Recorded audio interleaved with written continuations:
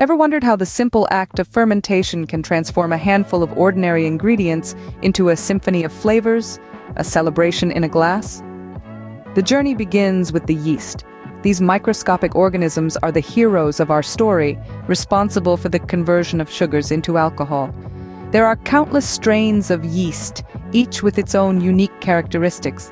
Some produce clean, neutral flavors, while others introduce more complex notes like fruitiness or spiciness.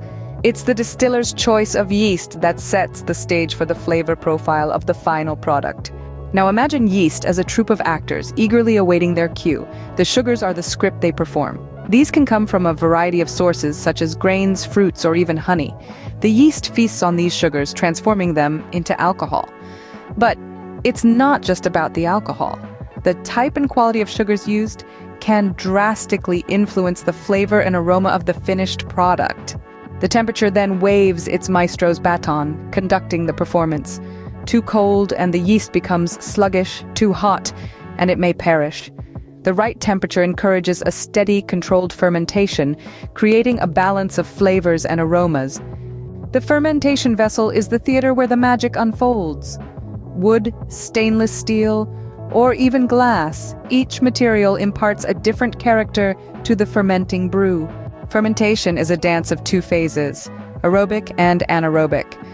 In the aerobic phase, yeast multiplies rapidly in the presence of oxygen, while in the anaerobic phase, it ferments sugars into alcohol in a sealed, oxygen-free environment. The result of this dance is not just alcohol. There are also byproducts like esters, phenols, and other compounds that contribute to the symphony of flavor. Fermentation isn't a race, it's a marathon. The duration of fermentation can vary from a few days to several months, even years.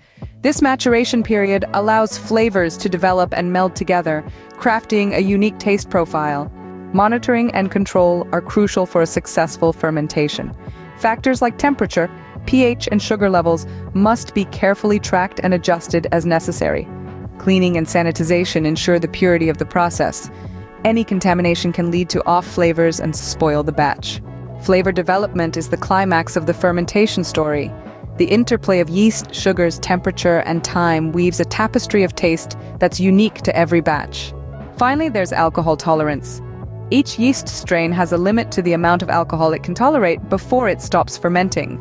Crossing this threshold can cause a stalled fermentation, or worse, a spoiled batch.